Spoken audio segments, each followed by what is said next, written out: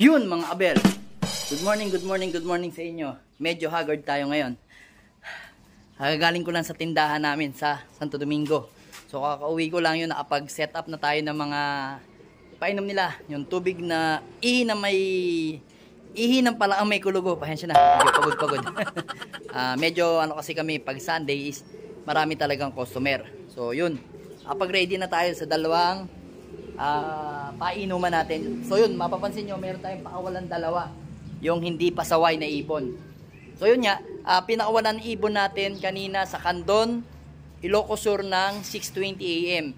So ngayon, 9:50 na, nasa 1-2 na yung speed, pababa na. So 1-1 na lang yung speed ngayon mga abel.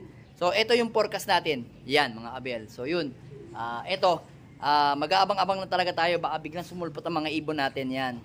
Tatlo inaabangan natin. Si Palawi, si Johnson President at saka si Litar. Yan. So tingnan natin, anytime baka bigla na silang dumating. So yun, tingnan natin. Kasi ayaw ko munang tumingin sa GC namin kasi baka biglang meron ng magdatingan, tapos siyempre matataranta na naman tayo. Kaya hindi muna ako nagbubukas ng GC. So yun mga abel, tara, samahan nyo na ako mag-abang.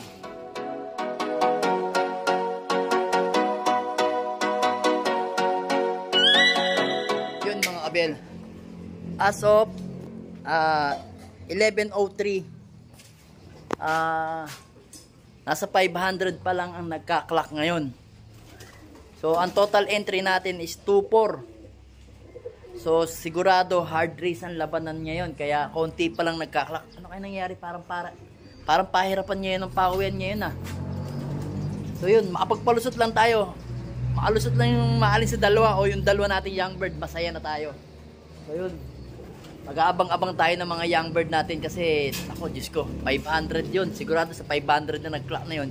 Hindi lahat naman yun live. Siyempre, konti na lang din yung possible na mga live doon. Sa 500, sabihin na lang natin may 400 na lang yung live.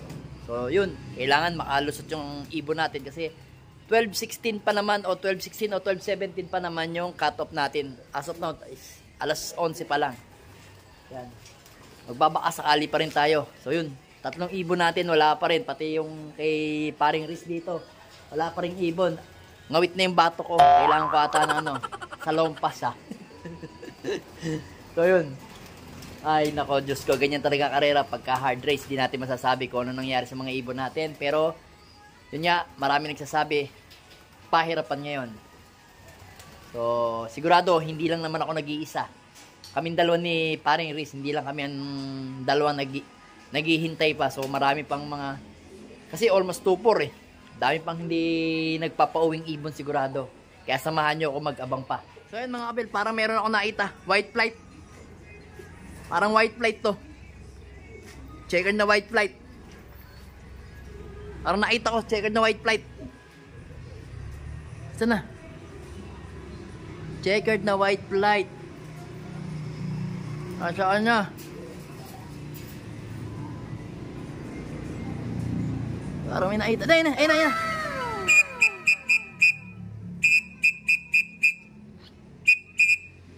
Ayun na. Ayun na ibon natin.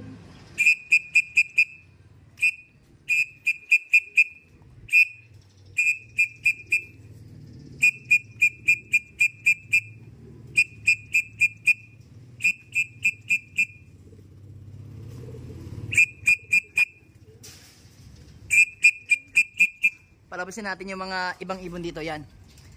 Nagronda pa. Nasa na? Nagronda pa mga abel. Parang bitin pa.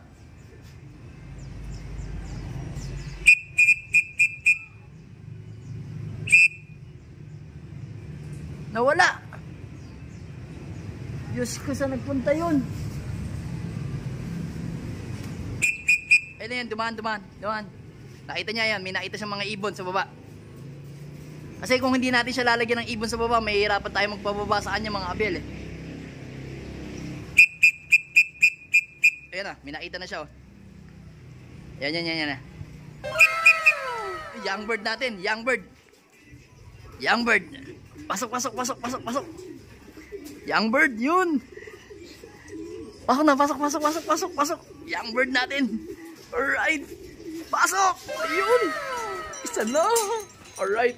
Yun mga abel. Uy. 871 pa yung ibon natin. Ayan o. Ayan yung ibon natin. Ayun. Ayan siya. Nagpapahinga na. Re-rest na siya. Ilagay natin sa kanyang pwesto. Yun. Ayan. Then kunin natin yung kanyang pugad. Ayan. Lagyan natin yung pugad niya. Para relax na relax. Alright. Ayan. Relax na relax. Alright. Ayan. Naka ano yan mga kabel. Naka young bird. Tapos naka 5L. Tapos sinilaban natin ng KO 300 dyan. Yan. Hanggang KO 300 lang yung sinalihan natin. Hindi natin kaya yung KO 500 eh. Alright. May isang young bird na tayo live. Right. Bale isang litar na lang na young bird at saka isang OB na Peter B. Alright. Lakas nitong ibon na to. Numuronda pa kahit na anong oras na. Pero okay lang yan. At least nakapagpaklak tayo. Yan. Pahinga ka na. Rest ka muna dyan ha. Talagang ano siya. Pagod na pagod. Sige lang. Sige lang. Pahinga ka muna dyan ha. Diyan ka muna. Mag-aabang muna tayo ng mga asawa mo. Alright. Meron na tayo isang live na young bird. So yun mga kabel. Nag-aabang pa tayo ng ibon natin as of 11:47. Ayan. So ngayon, isa pa lang na-aklak natin yung young bird. Yung young bird natin na yon is live yun. Kaso, in-entry natin yun sa first lap ng all bird. Yun nga yung na late ng uwi, after cut-off, dumating ng siguro mga 10 minutes dumating, sayang. Tapos ngayon sa young bird naman, live siya. Naka-entry siya sa sa 5L at saka sa KO 300. Yun. Siya yung talagang pinili ko kasi kabisado yung line niya kasi Johnson President, makuna talaga. Tapos pinasukan pa natin ng inbreed Vandenbroek. Yun nga yung namatay, sayang. Kaya gusto ko mag-stock ng isang hen na inbreed Vandenbroek na bubulol-bulol pa. Bulol talaga. Yun mga kapil. So as of now, isa pa lang nakaklak natin at nasa almost 600 na yung nagkaklak sa TGRC. Total entries 2,400 plus. Yan. So yun, super hard race ngayon. Yan. Hindi natin alam kung ano nangyari sa mga ibon natin. So ako, mataas ang kumpiyansa ko na darating si Litar. Alam ko si Litar ano yun eh. Ganito yung mga speedan niya, mga 800, 700 eh. Ganyan yung kaano niya. Pinaka takbong, kasi babae, takbong girl, yun. So yun. Abang-abang pa tayo. May pag-asa pa. Ang cut-off pa natin is 12:16. Tanghali, yun. Talagang nalilito na ako. Gusto nang kumain. So tara, abang pa. At yun mga abel, bago tayo may stress sa dalawa nating inaabang ang ibon, kakain muna tayo ng tilapia. Ang sarap ng tilapia natin, no? Tapos nakapakbet tayo, tapos may mangga tayo with kalamansi na may toyo na lalagyan natin ng sili. Ayan, kakain muna kami mag-asawa. Ayan. Habang nag-aabang, ayan, andito yung ibon natin. Tapos, dito kami kakain ng asawa ko para nakaabangan pa rin yung mga ibon natin kasi until na wala pa rin yung dalawa nating si Palawi at sa si Litar. Anong nangyari na? Mukhang doon titira sa sa Kandon. So, di naman tayo nag-iisa. Marami ang umiiyak ngayon dahil sa super hard race. Ito yung panahon natin mga abelo, blue. Aray. Napakahirap ng ganitong labanan na yan. Buti na lang nakalusot yung isang ibon natin na si Johnson President na inbreed Vandenbroek. Ayan. So, kain muna tayo mga abel. At baka kainin pa ng iba to. Ayan. Ayan. Haggard ang asawa ko galing sa pagtitinda. Pa-shoutout naman dyan. Ay, ayaw daw. Mike Smith. Yun, mga abel. Aray ko. Cut off na tayo. 12:22 na. So, hindi na nagpakita ang ibon natin. Na dalawa, si Litar at si Palawi. Ayan. Si Johnson President lang ang umuwi sa atin. Hi. Ngayon, tinignan ko na kanina bago ma-cut off, nasa 900 plus. Siguro aabutin ng 1,000 siguro ang mga nag-clock. 2,400 plus yung total entry. So yun, ang daming nawawala. 1,400, sabi na lang natin 1,400 ang nawawala ng mga ibon. Diyos ko, sakit sa bangs mga kabel yun. Tatapos lang namin kumain, wala pa rin yung mga ibon.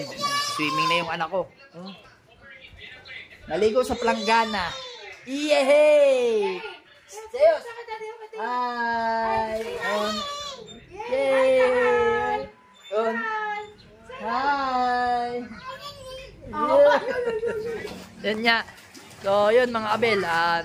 Ito, harapin na lang natin yung napaklak nating ibon na si Jansen President. Ito nga mga kabel. Ayan, medyo stress pa siya. Stress pa siya ng konti. Ayan, Ayan. Nangyari sa mata mo? Ayan. Medyo stress pa yung mata niya. Medyo lumabas yung yung parang talukap. Nagpapahinga siya. Ayan, Okay. Then, yung mga nanditong mga ibon, mga abel, ayan, like to si Litar. Ayan, si Litar. Ayan. Mga hen lang yung mga nandito. Ayan. Hen lang. Ayan. Kita nyo, mga hen lang yan kasi pag sinamahan natin ng barako, bubugbugin siya. Ayun yung tatlo. Yung kapatid ni Palawi na Peter Bidalwa. At saka yun yung kapatid niya, si Jansen President. Yung panganay niyang kapatid. Ayun, unang egg yun. Ito, second clutch to First clutch, tapos second clutch. Ayan. Alright. Ito yung haharapin natin mga kabiel. Okay na okay yan. At least may live pa tayong young bird. Malalaman natin kung ilan na lang yung live ng young bird niya sa mga susunod na araw. Pero for the meantime, pagpahingahin muna natin.